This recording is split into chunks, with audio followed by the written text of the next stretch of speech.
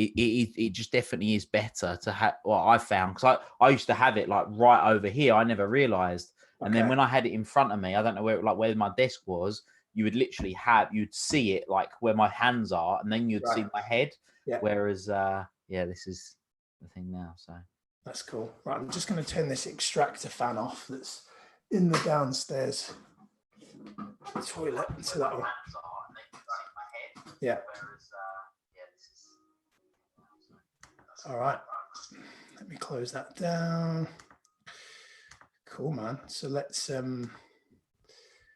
get into it. To cloud. Okay, we're live. We are on. Will Polston, welcome to Life's Important Questions, brother. Well, glad to be here. Thank you for having me. Great to have you on. So the purpose of the show is to, we were just saying before we're on about the importance of sharing. I'm a big believer that vulnerability is a really important thing, and kind of being really open about things that have kind of been perceived setbacks or failures. And I said, when we spoke earlier before on the session, that I felt that a lot of people have this feeling about failure, that failure is a bad thing, and maybe it comes from school and upbringing, and maybe we do just get conditioned that, the shame when we fail. I know that you've had, you've had some failures and setbacks in your life. What's maybe a failure that you've had maybe over the past few years that maybe something at the time was painful, but now you recognize was something that actually long-term will actually really serve you in your life, in your work, in your mission? That's a great question. And you're definitely right. There's definitely been plenty of them. There's been lots of failures in inverted commas. Obviously in NLP, we talk about there's no such thing as failure, only feedback. But in that moment, it can be hard, because yes, whilst we might fail, it doesn't necessarily deem us as a failure. But taking on identity, I believe, is one of the most painful things that you experience in that moment. Is like I'm a failure, I've screwed up.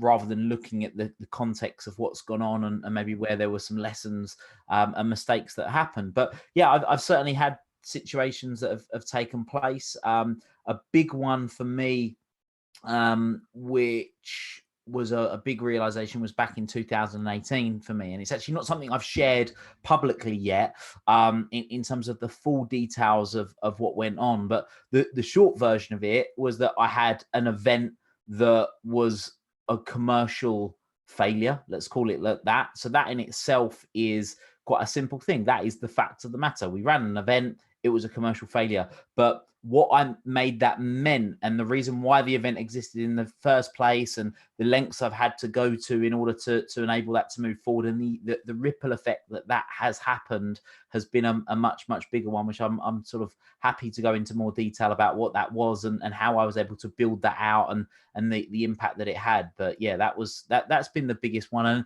it's when I think about it now, and there's been two, if I think off the top of my head, there's been two key things that have been said to me that have really made that failure an important part of my journey. I mean, there's plenty of them, but there's two things specifically, both of which coaches said to me that enabled me to have a different perspective on it that have been particularly profound. Awesome. What have those things been? I think it'd be great to know what those things are. So just I suppose I'll go back and give a bit of context. So the long and short of it is that I grew up with a belief that money equaled happiness, and I went off on a tangent to earn as much money as I could as early as I could. I become very good at that. I was arguably quite financially successful at a young age. I mean, in my early 20s, I was earning more money a month than most people earn a year. I went to an event with Tony Robbins, and this is the interesting story that you and I both realized, or I certainly realized about 2 years ago, into 2 years of knowing you. Yeah. So for the people that listen to this, Miles and I, we have a special relationship because I was at UPW, Unleash the Power of Tony Robbins, back in 2013.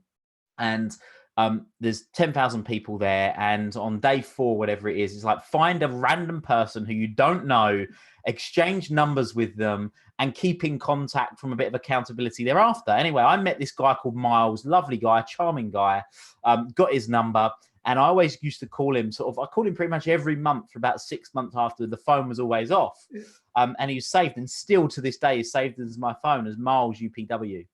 And then it's only about 2 years ago we realized one day when I was typing it, I said, hold on a minute, were you at UPW in 2013? Yes, I was. Wow, realized that I'd actually put 9 instead of a 0 when Unbelievable, right? Crazy. Of those 10,000 people, it could have been anyone, and we've been connected, but I'd never clocked until that point. But so yeah, that particular event, I had a life-changing moment. I realized that money doesn't equal happiness. And there was a much deeper reason for me having that drive, which was through my dad, how my perception of my dad not achieving what he was capable of had an impact on me and my family, particularly my mum. My mum went out and worked various different jobs, and life really changed for us as we knew it. So that kind of changed my life trajectory and ultimately ended me up on this path, which is now on a mission to empower 1 billion people to transform excuses into results and live a life that they love. And yeah, that's what we do.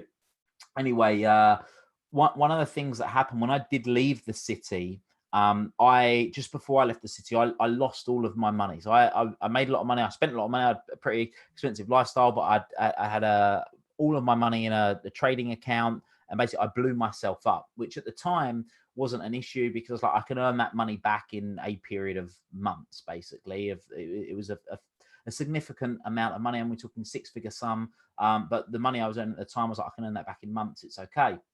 Then the industry changed, and that didn't happen. So I left that, set up a business, set up a renewable energy business, grew that from a standing start, growing. We had 85 staff, turning over just shy of £1 million a month. Government changed legislation, killed that business overnight.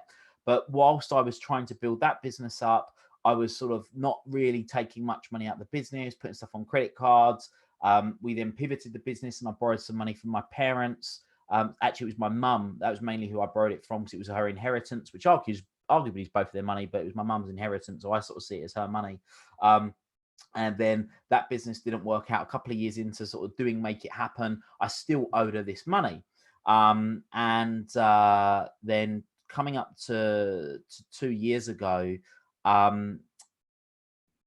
my sister was pregnant, and she was pregnant with my first niece. And I knew that what my mum really wanted to be was to be a full-time, what did I say, full-time nanny, to have the ability to be a full-time nanny and be around, but she couldn't be because I hadn't repaid her this money that I had as part of her inheritance, which would enable her to go and sort of basically not have to work anymore.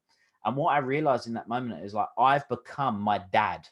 So the person that I sort of resented the most growing up, I've become him. And that really didn't sit right with me. So I was like, right, I need to create a way of getting this money paid back as quickly as possible. What resources do I have available to me? I'm like, right, well, I've got this network.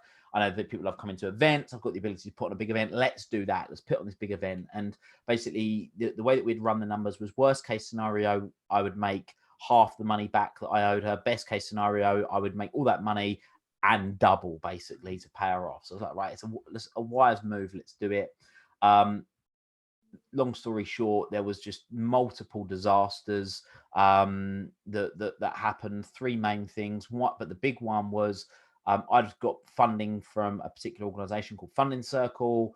They approved me for the amount I needed to put the event on. I only took a little bit of that to pay deposits. 6 weeks before the event, they said I can't have the rest of the money basically because it's not a credit facility, and then you can apply again in 6 months. So I don't have 6 months to wait. I've only got 6 weeks. So I had all this stuff going on to try and make the event work.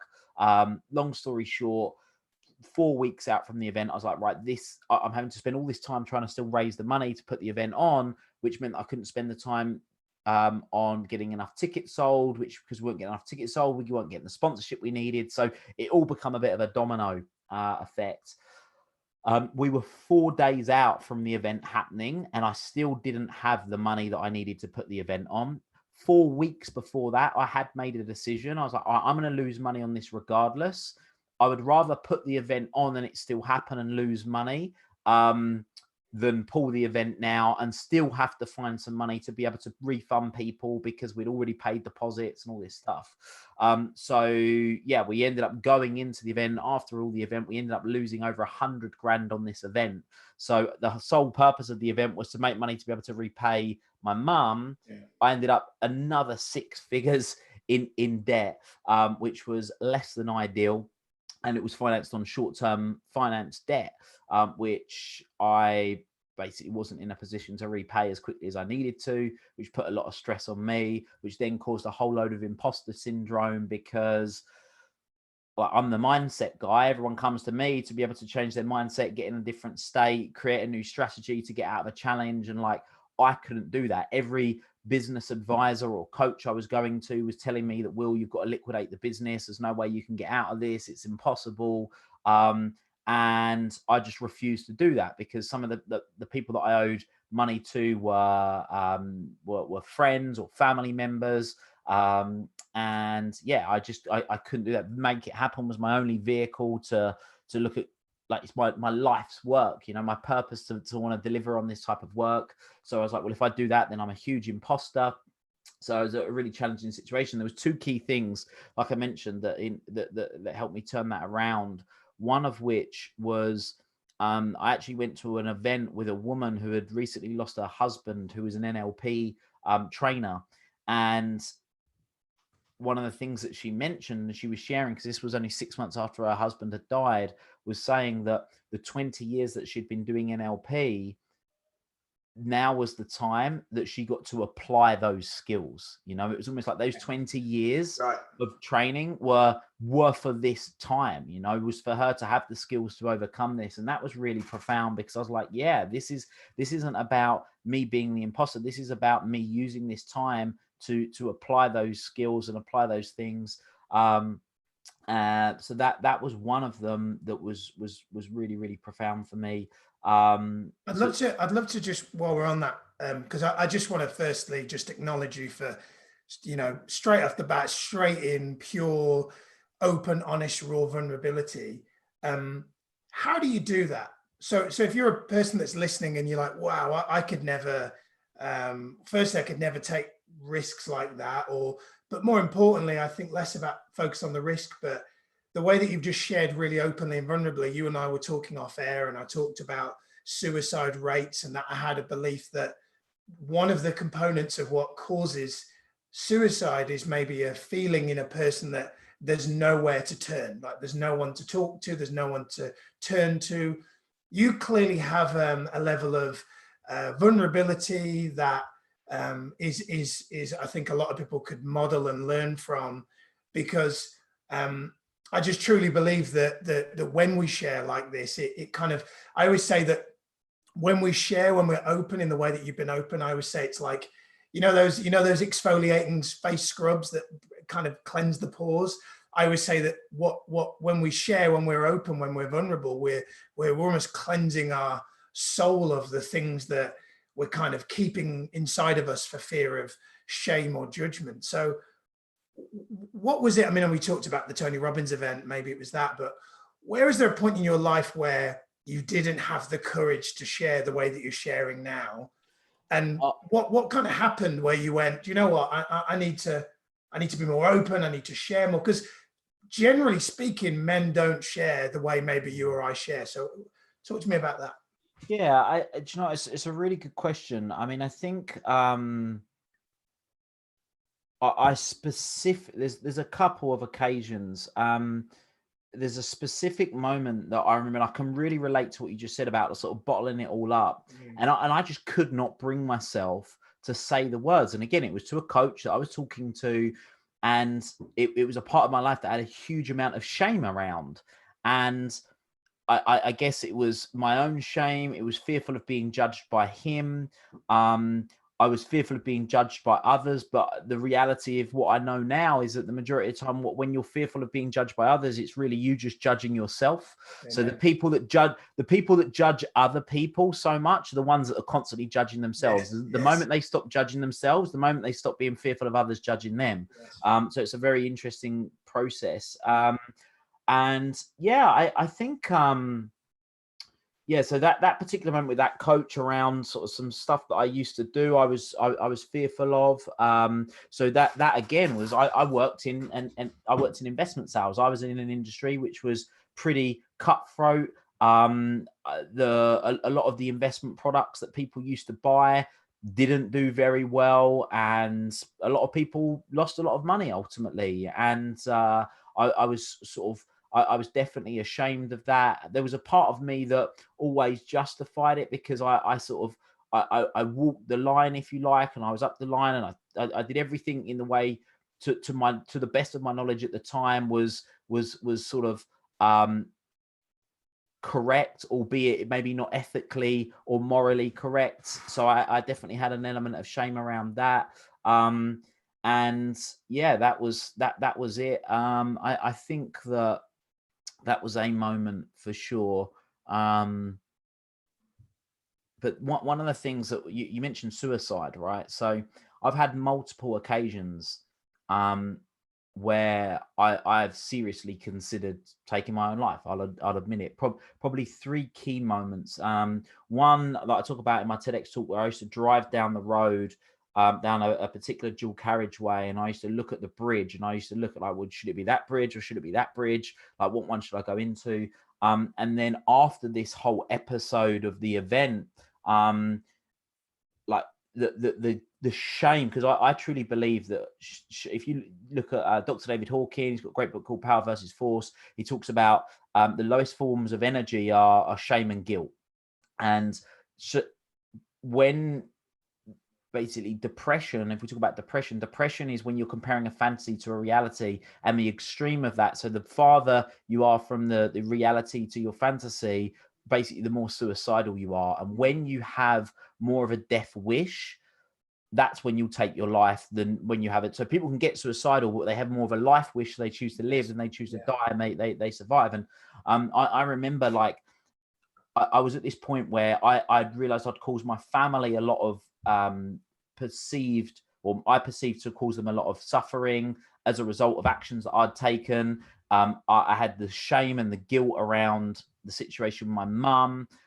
So yeah, those were definitely challenging. And I actually remember there was a book which I've got behind me. I never used to be a reader. And now I listen to a lot of books. Even now, I still read a lot more books than I used to.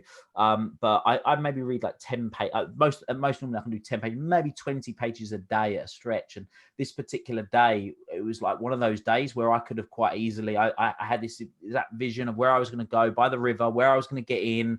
And like it wasn't a very nice thought, but I'd planned it all, and I was like, this is how I'm gonna do it, because I'm causing so much pain. There's no way I can see myself out of this. There's no option, like there is no option. And people go, it's a selfish thing to do, but when you're in that moment, like I wasn't thinking about being selfish. I was thinking about how I had been so selfish by the actions that I was taking, and there was no way out.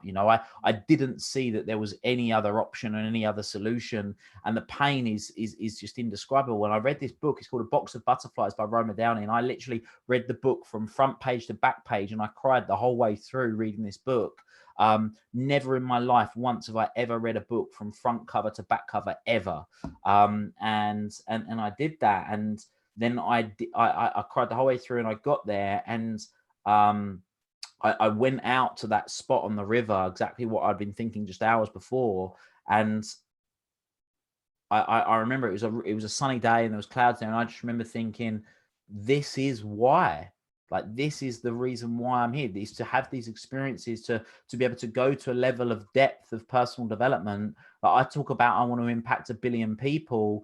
Like, that has to come from some sort of driver, to be able to have a level of empathy with people that have been at rock bottom, because the context of why people get to rock bottom, I don't think is important. It's the shared experience of getting to that rock bottom place. Is that when you can empathize with someone, like your situation could have been completely different, but when you've been at that rock bottom, and you can truly empathize with people that have been at that place, and you can describe, or they can describe it to you, and they understand it, it's powerful. And there's a Tony Robbins quote. I literally keep it on a frame on my desk, which is, there's no such thing as lack of resources, just a lack of resourcefulness. And I just tried to live myself by that mantra and focus on every day and go, look, there has to be a way. There has to be a way of creating an opportunity. I believe in Keith Cunningham's philosophy is any problem is simply an unasked or unanswered question. Yes. So I was like, right, I've just not spoke to the right person yet, or I've not asked the right question.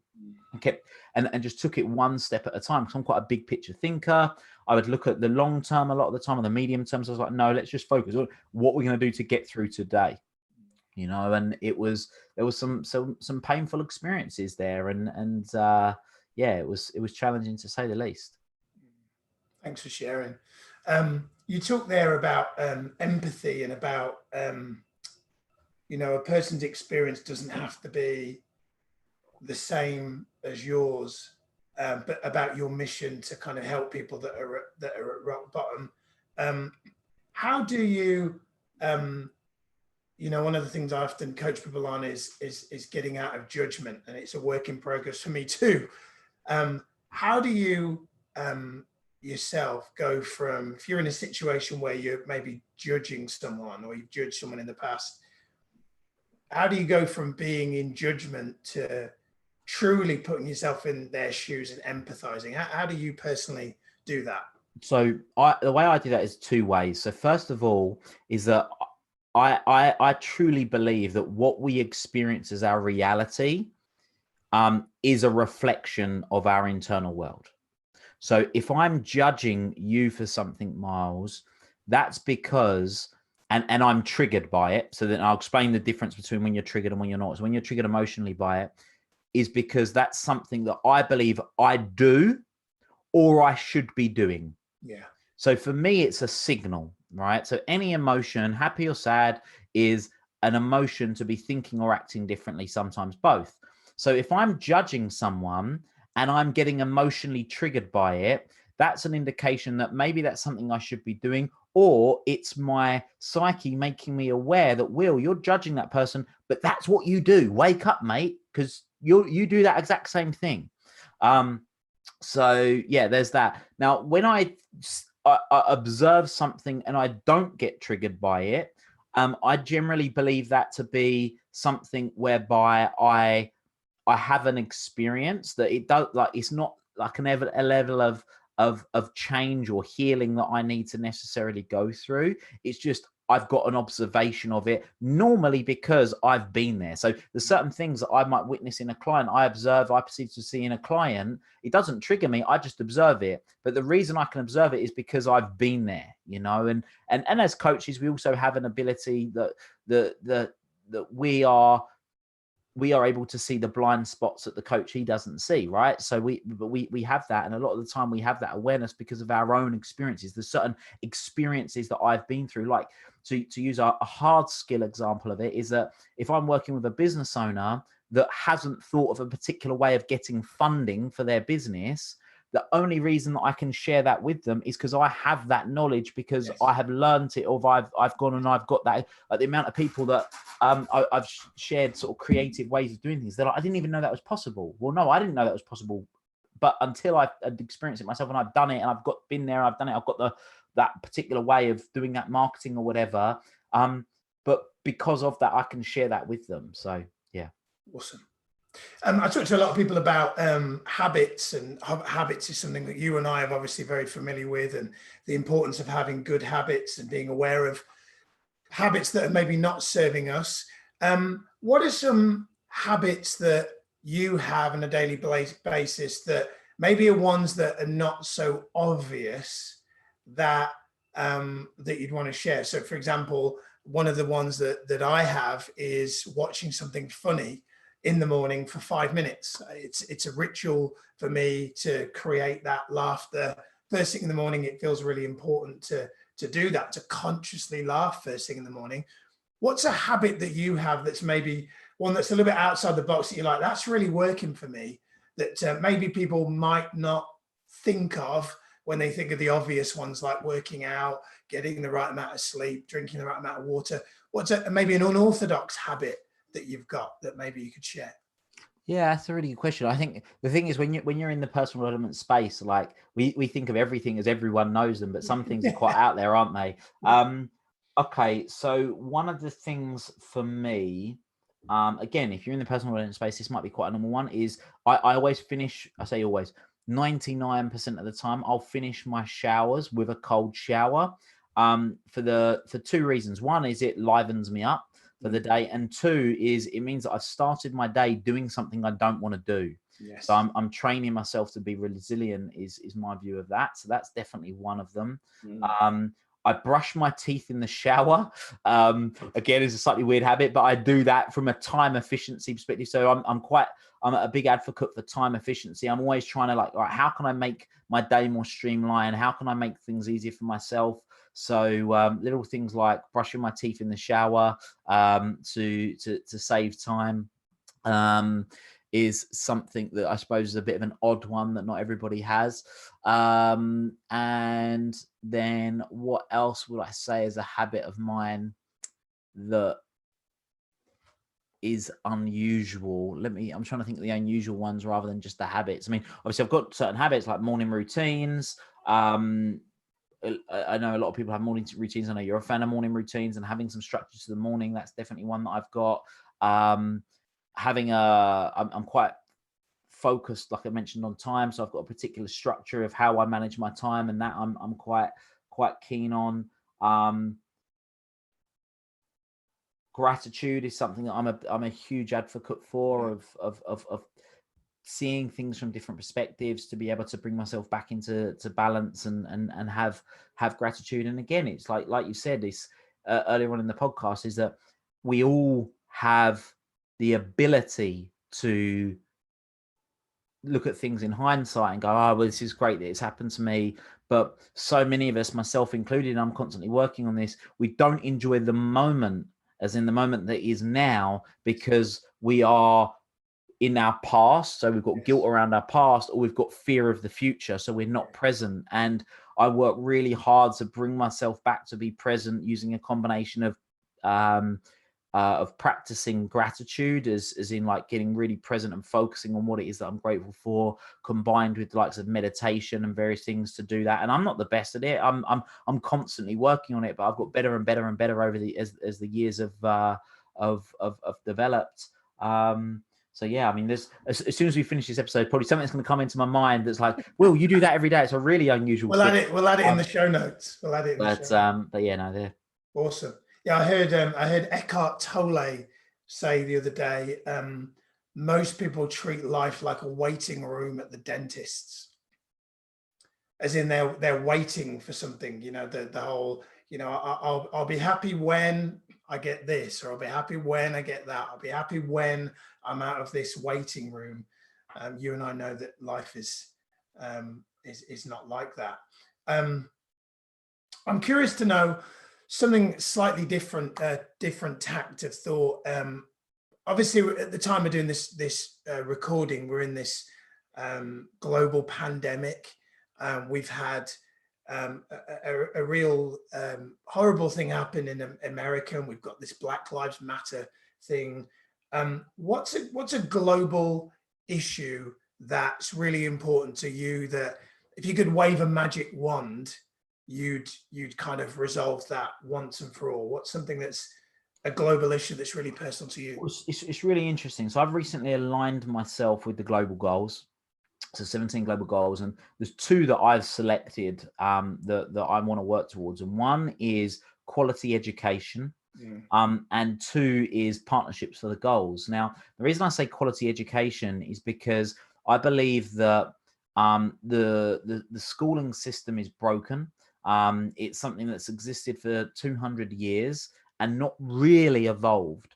And obviously there's a lot of red tape and bureaucracy around how it operates. But I think a lot of the really important skills that we need to learn and that are really vital life skills aren't taught to us.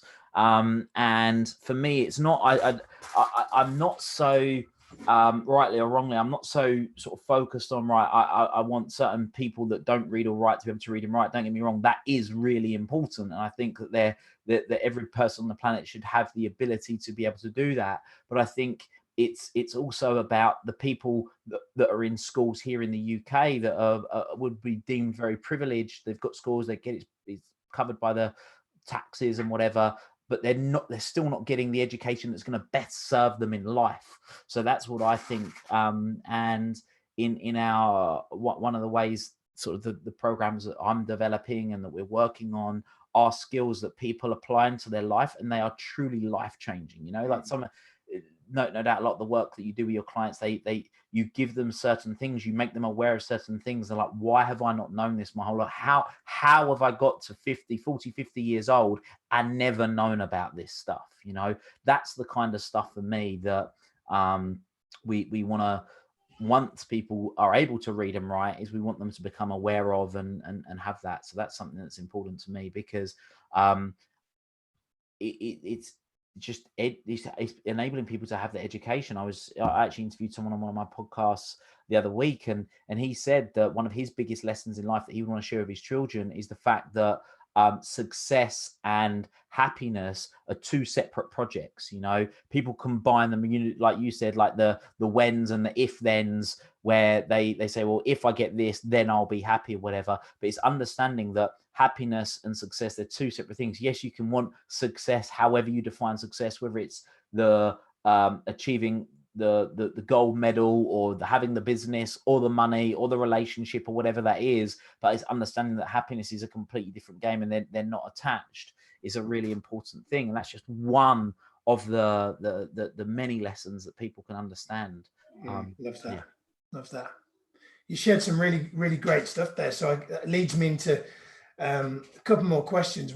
The next one is, what's the best piece of advice that you've ever been given? Oh, wow. Best piece of advice I've ever been given.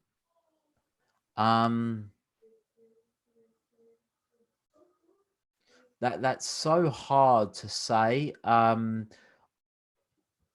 Because that's so hard to say. What I will say is that the frame that I held up earlier, there's no such thing as lack of resourcefulness, only a lack of there's no such thing as a lack of resources, only a lack of resourcefulness. Yeah. It's definitely up there as a powerful mantra to live by. Life happens for you, not to you, was a game changer for me. And I suppose it wasn't so much just a bit of advice, but it was understanding the concept of perception and knowing that reality is not actuality. So just because I've perceived a particular event to happen, that doesn't necessarily mean that's what's happened.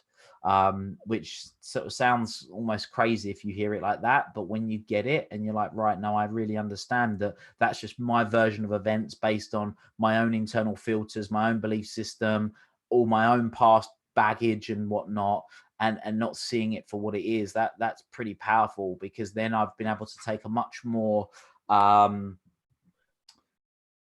broader view of life and see things from different perspectives and take different perspectives. And if you change your perspective, you change your world. So it's been powerful. Love that. Beautiful.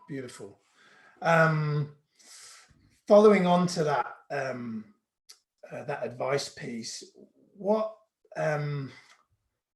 this is it's a question I often ask my coaching clients. It goes back to our thing where we start at the beginning. We talked about vulnerability.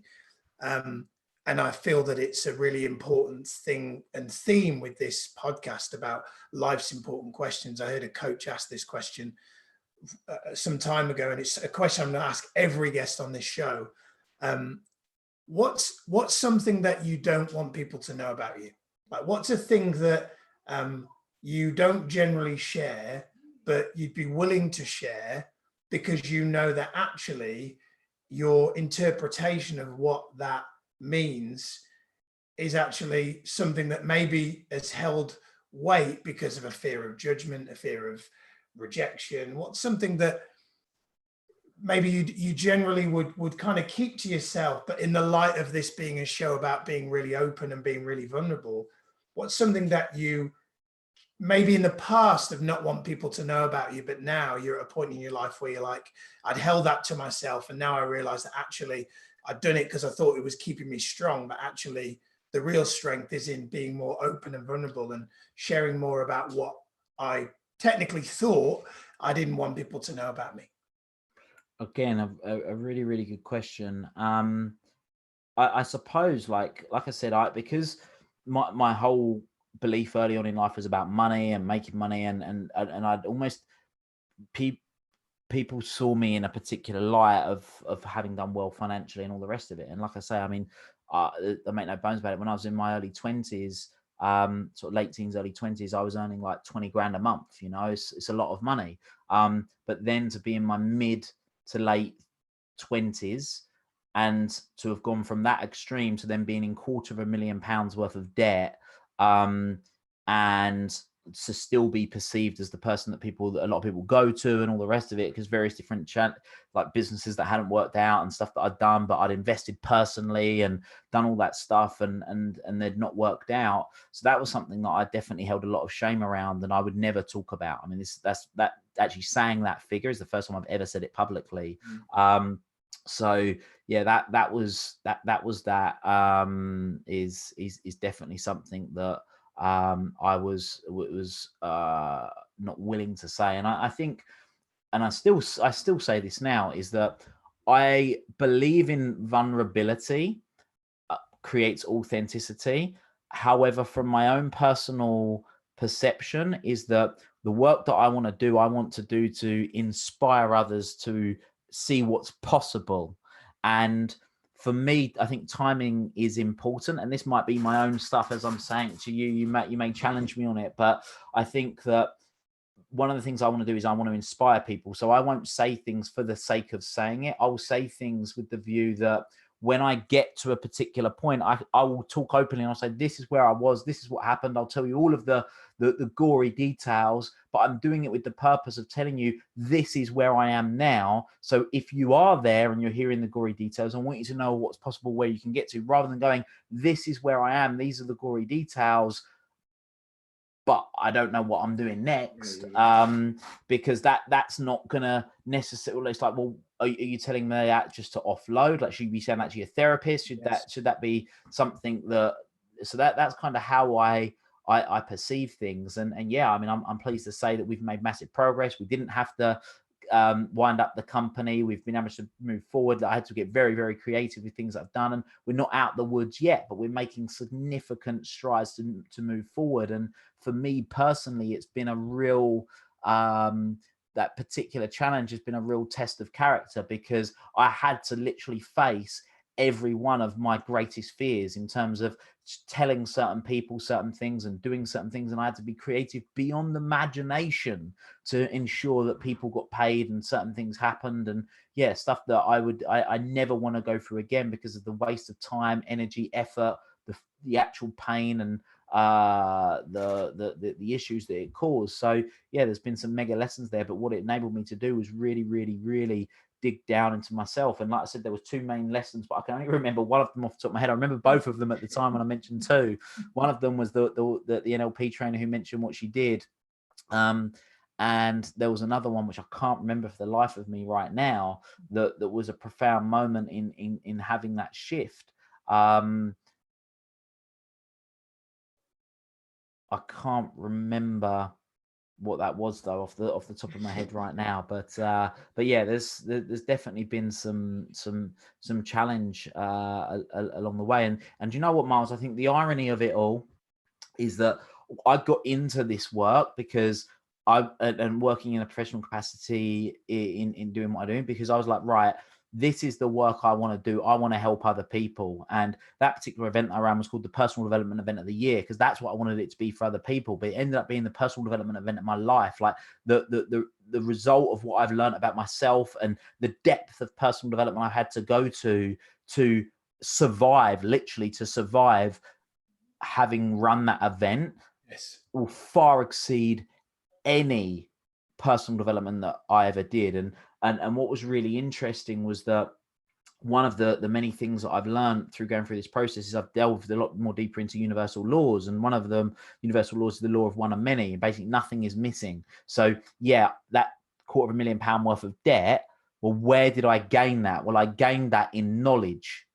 So that I got £250,000. Well, imagine spending £250,000 in one weekend on personal development. Like, that's the level of knowledge that I've gained, yes. Which, you know, and I know that any investment that you make into yourself in terms of personal development comes back tenfold, you know. So that's given me the knowledge and the skills and understanding to be able to develop and grow significantly on the back of that. So that definitely is one of the ways that I look at it, which is that, coming back to the thing I mentioned before, that life happens for you, not to you, you know. Absolutely. And there's that development of that we're going through.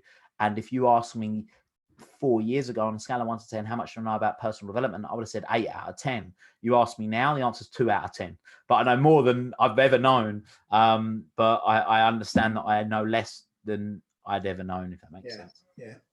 I always say personal development doesn't lie in the seminar. It can be getting through COVID-19 with a fresh outlook of appreciation for the home and the people that are in the home, right? That's personal development, you know, being grateful for the fact that you've had so much time fully present with the people that you love, rather than complaining about the fact that, you know, you've got to wear a mask in the supermarket. You know, it's personal development. It's all personal development. It's not just contained in one arena.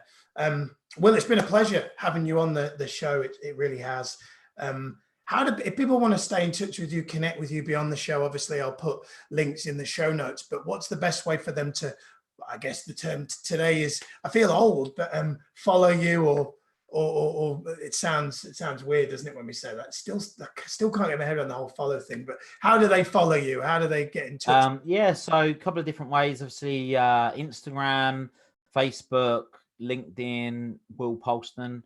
I've got a Facebook group called the Make It Happen Community, free Facebook group. You can come and join us there. We've got sort of at the time there's about 5,000 people that are in that community sharing content and knowledge, and I'm posting there most days, so that's good. The website, make-it-happen.co.uk. Come and connect with us and find out more. Or my podcast, which I always forget about. So people listen to this, and no doubt podcast advocates. So we've got the Make It Happen with Will Polston podcast, and you can tune into that as well. Brilliant. Thank you, Will. It's been an absolute pleasure to have you on, brother. Thank you. Thanks, buddy. And we are done.